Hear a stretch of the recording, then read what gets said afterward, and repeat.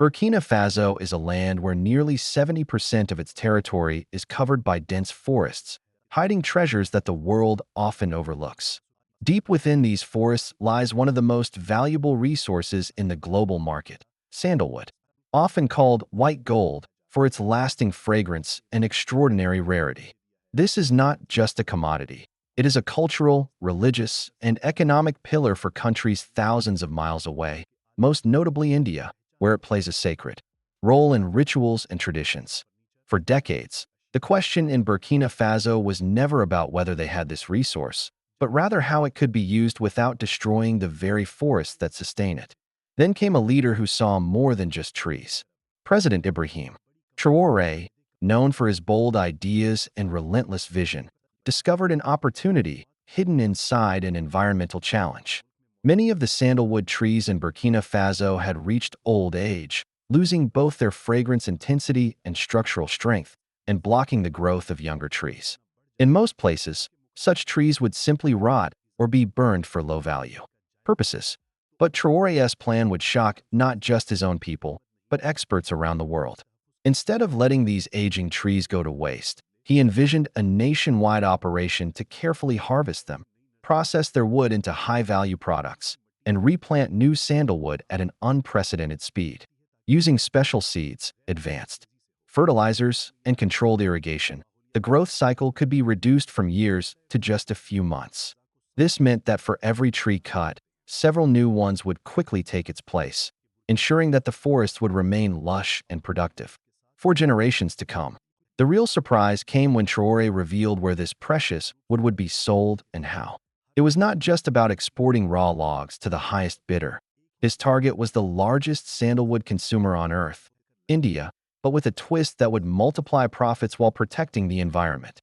This is the story of how a leader can turn an ordinary forest into a gold mine without depleting it, and why this plan is making headlines across Africa and beyond. When President Ibrahim Traore first walked into the heart of Burkina Faso's sandalwood forests with a team of forestry experts, he was not looking for short-term gain. He was searching for a way to balance economic growth with environmental preservation. What he found was both a problem and a gift. Thousands upon thousands of sandalwood trees had reached the end of their natural life cycle. Their once powerful fragrance had weakened, their wood had lost some of its prized density, and their massive canopies were blocking sunlight from reaching younger trees struggling to grow beneath them. To an untrained eye, this might have seemed like a sign of decline, but to Traore, it was an untapped opportunity waiting to be transformed into something far greater. Forestry science is clear. Old trees, while majestic, can limit the regeneration of healthy forests. Traore understood that removing them selectively could spark new growth, but he refused to follow the usual path of simply felling the trees and selling the raw logs. Instead, he launched what he called the Smart Forestry Plan. The first stage was a nationwide survey to identify every aging sandalwood tree ready for harvest. The work was meticulous, marking each tree, assessing its quality, and planning its removal so that surrounding vegetation would not be harmed. Once the trees were harvested, the real innovation began. Traore partnered with agricultural scientists to develop a rapid growth planting program. They used a rare variety of sandalwood seeds known for their resilience, combined with a custom blend of organic fertilizers and controlled irrigation systems. Under these conditions, a young sandalwood tree could reach a commercially viable size in just 3 to 4 months, a process that used to take years. This was revolutionary not only for Burkina Faso, but for the global sandalwood industry. The president knew that growing the trees faster was only half the battle. The real profits would come from moving up the value chain, transforming raw wood into premium products before exporting it. Traditionally, much of Africa's natural resources are shipped abroad in raw form, leaving other nations to reap the benefits of processing and manufacturing. Traore's plan would break that cycle. State-of-the-art processing plants began to rise in key regions of Burkina Faso, equipped to cut, polish, and package sandalwood in forms ready for luxury markets. The scale of the global sandalwood trade is staggering. In the world's perfume capitals, Dubai, Paris, and beyond, the essential oil extracted from sandalwood can sell for thousands of dollars per liter. High-quality sandalwood furniture, religious carvings, and incense pieces command equally impressive prices. But one market stood out above all others. India. India's relationship with sandalwood is centuries old, deeply woven into religious rituals, weddings, and even funerals. For the wealthy, sandalwood logs are not just tradition, they are a symbol of honor in the final rites of life. In temples, its fragrant smoke is considered a sacred offering to the gods. The demand is constant year-round, with massive spikes during festival seasons.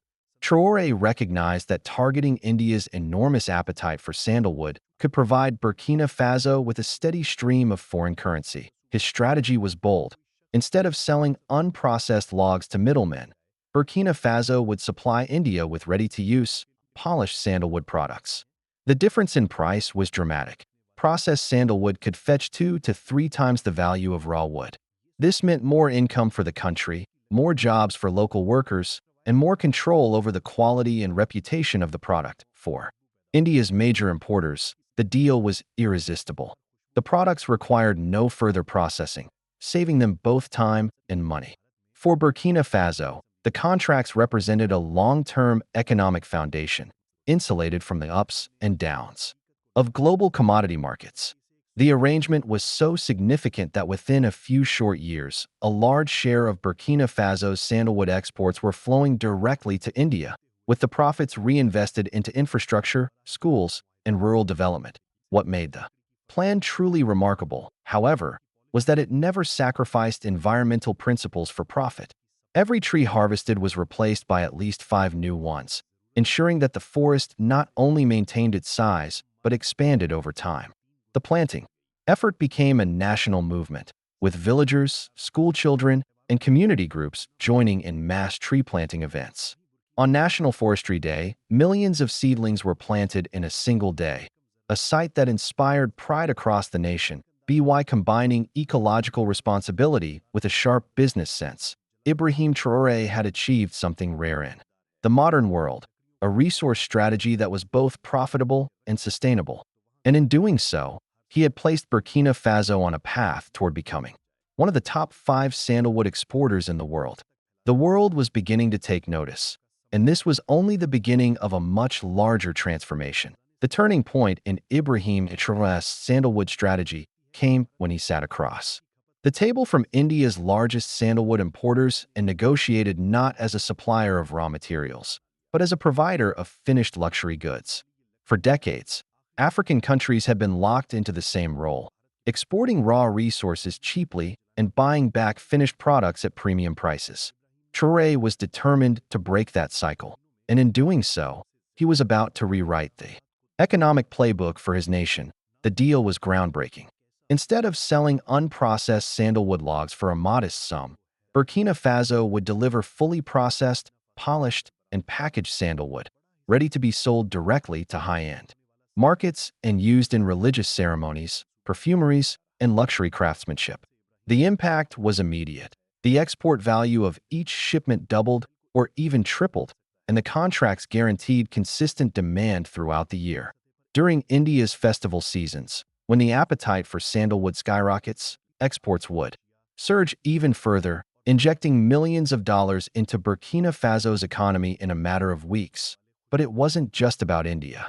The ripple effect of this bold move reached far beyond South Asia. Soon, luxury perfume manufacturers in Dubai, Saudi Arabia, and France began inquiring about direct supply agreements. European artisans sought Burkina Faso's sandalwood for exclusive furniture lines and intricate carvings. The country was no longer an invisible player in the global sandalwood trade. It was emerging as a recognized brand. International environmental organizations, initially skeptical of any large-scale logging project, began praising Traore's approach. The reason was simple. His plan was rooted in regeneration, not depletion. For every tree cut, 5 new sandalwood trees were planted, nurtured with precision irrigation and organic fertilizers that accelerated growth without damaging the ecosystem. This wasn't just sustainable forestry, it was regenerative forestry, actively increasing the total number of trees while producing immediate economic returns. The global media took notice. Headlines across Africa described Traore as the president who turned forests into a renewable fortune. In business journals, he was hailed as a case study in how resource-rich countries could move up the value chain. Environmental think tanks discussed his model as a rare example where economic development and environmental stewardship worked hand in hand. Not everyone was ready to celebrate. Some critics questioned whether relying heavily on a single export commodity could leave the nation vulnerable to price fluctuations. Others worried that the growing global demand might one day outpace the country's ability to replant at scale. Yet, for most observers, these concerns were outweighed by the immediate benefits: higher incomes for local workers, new jobs in processing plants, and a stronger national economy. In Burkina Faso itself, the reaction was one of pride and optimism. Rural communities, many of which had long been marginalized from the benefits of global trade, now found themselves at the center of an international success story. Farmers who once saw trees only as shade or firewood now viewed them as living assets, each one capable of contributing to their children's education or their village's development. Schoolchildren planted seedlings knowing that, in just a few months, their young trees would be part of the nation's export chain. The contracts with India became a symbol of what was possible when a leader refused to accept the old rules of trade. For Traore, it was not just about signing a deal. It was about asserting Burkina Faso's place in the global marketplace with dignity and strategy.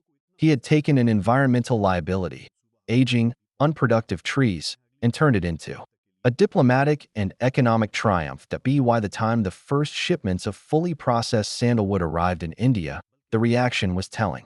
Importers praised the quality, the consistency, and the presentation. Religious leaders appreciated that the products were ready for immediate ceremonial use. Perfume companies valued the purity of the oil and the careful preservation of fragrance. In the wood, the success reinforced Traore's belief that Africa could be more than just a supplier of raw materials.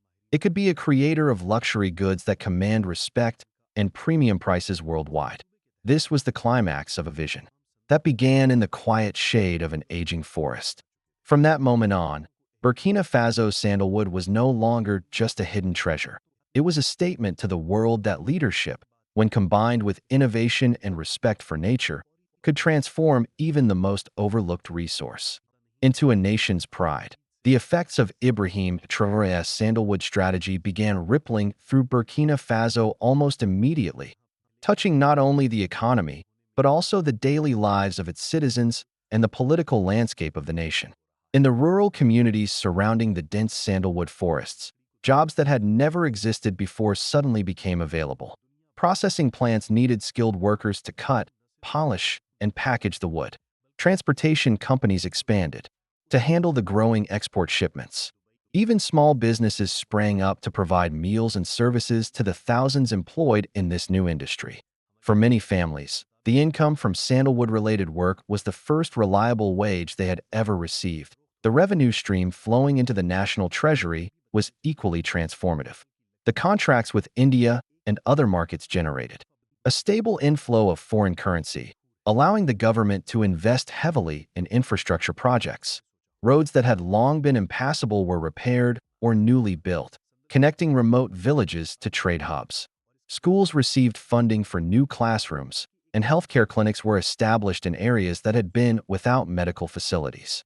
For decades, farmers, once limited to subsistence agriculture, gained access to better tools, irrigation systems, and training programs funded by sandalwood profits. Politically, Traore's success strengthened his position at home and increased his influence abroad. Domestically, he was seen not just as a president, but as a reformer who could deliver tangible results. His ability to turn a natural resource into a sustainable economic engine without compromising environmental health resonated deeply with citizens. In a country where trust in government had often been fragile, the visible results of the Sandalwood Initiative built confidence and renewed civic engagement. Local leaders, once skeptical of centralized projects, began aligning with the president's vision, eager to bring similar development models to their own regions. Internationally, the plan positioned Burkina Faso as a rising player in the global green economy. Neighboring countries took note.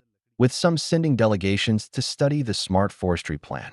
Environmental NGOs that had been critical of African logging operations began using Burkina Faso as an example of how responsible harvesting could coexist with aggressive reforestation. The country's image shifted from that of a struggling, landlocked state to that of a forward-thinking nation capable of shaping its own economic destiny. However, the civil and political consequences were not without challenges. Managing rapid growth required careful oversight to prevent corruption, illegal logging, or overharvesting driven by short-term profit motives. Traore responded by creating a national forestry authority tasked with monitoring compliance, enforcing environmental standards, and ensuring that replanting quotas were met. This authority worked in collaboration with local communities, giving them a stake in both the profits and the protection of the resource. Perhaps the most profound civil impact was the cultural shift in how people viewed their forests. For generations, trees had been seen primarily as a source of firewood or farmland clearance. Under Traore's leadership, they became symbols of wealth, heritage, and national pride. Tree planting ceremonies turned into community celebrations, with music, dance, and speeches about the future. Children were taught in school that each sandalwood tree could one day help pay for education, build a hospital, or pave a road. This transformation in mindset was as valuable as the financial gains, because it created a long-term commitment to protecting the forests. The political dividends extended beyond Burkina Faso's borders. Traore began to be invited to international economic forums and environmental summits, where he spoke about the importance of linking sustainability with profitability. His message resonated in a world grappling with climate change and resource scarcity.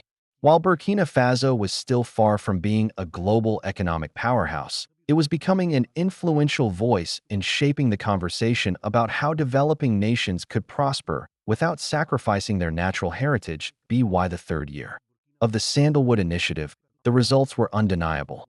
Poverty levels in certain rural districts had dropped significantly. The government's budget for education and healthcare had grown. And politically, Traore's approval ratings soared.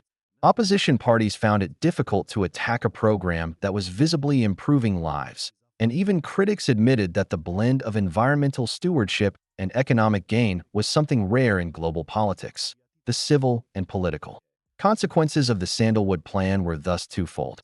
It strengthened the social fabric of Burkina Faso by creating jobs, infrastructure, and pride, and it enhanced the country's political standing at home and abroad. For a nation often defined by its struggles, this was a turning point, one that showed what was possible when leadership, vision, and responsibility came together in a single, unifying strategy. From the vantage point of the United States, President Ibrahim Traore's Sandalwood strategy offers a fascinating case study in how a developing nation can harness a natural resource without falling into the trap of environmental degradation or economic dependency. For many in the U.S., especially those concerned with sustainable development, this plan represents a living example of green capitalism, the idea that economic growth and environmental protection can reinforce each other instead of competing. In a time when global discussions about climate change often stall on questions of cost, Burkina Faso is showing that profitability and preservation can be achieved simultaneously. American business analysts might view the plan through a different lens, as a blueprint for value chain control.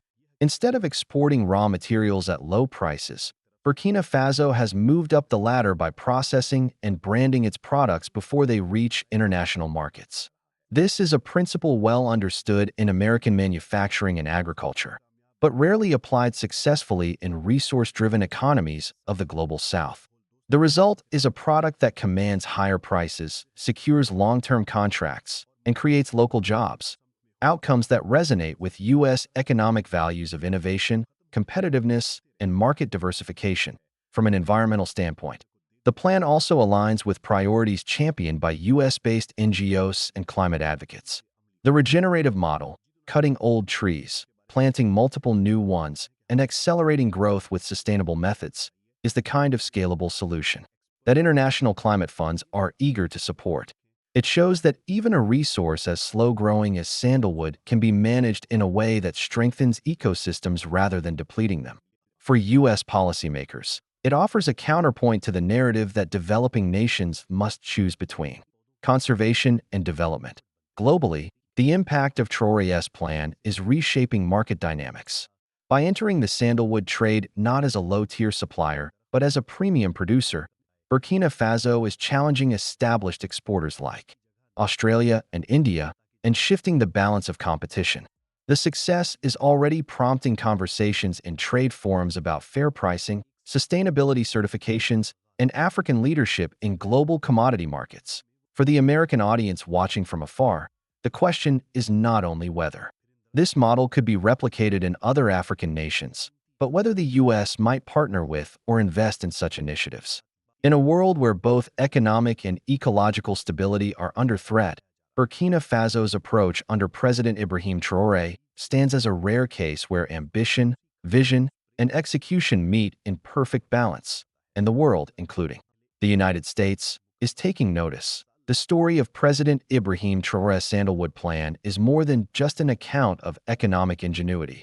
It is a reminder that leadership, when rooted in both vision and responsibility, can redefine a nation's future.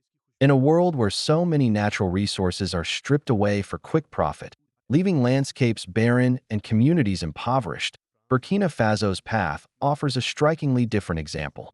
Here is a country taking one of its oldest and most overlooked treasures and turning it into a renewable source of prosperity. Under Traore's leadership, the forests are not shrinking, they are expanding.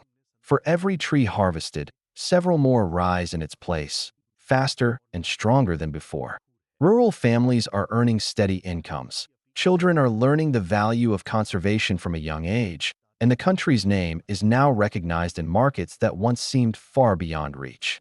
The sandalwood strategy is not just a trade deal. It is a cultural shift, a political statement, and an environmental pledge. Yet the questions remain, and they are worth asking. Do you believe that President Ibrahim Traore's national reform strategies are truly effective yet? Can the nation sustain this growth without falling into the same traps that have plagued resource economies elsewhere? And perhaps most importantly, can the people of Burkina Faso continue to trust this leadership to keep both their forests and their futures intact? For those watching from abroad, particularly in the United States, this is a rare chance to see a developing country set the terms of its own engagement with the world. It challenges the assumption that small nations must accept whatever role the global market assigns to them. Instead, it shows that with the right combination of strategy, integrity, and community involvement, even a single commodity like sandalwood can become a driver of national transformation. That if you feel you are among the first to know about and support President Ibrahim Traore, please share this story so others can see the potential of what is happening in Burkina Faso. And if you believe the truth is more important than the headlines, subscribe and stay informed, because this is just the beginning of a much larger journey for both the nation and the continent.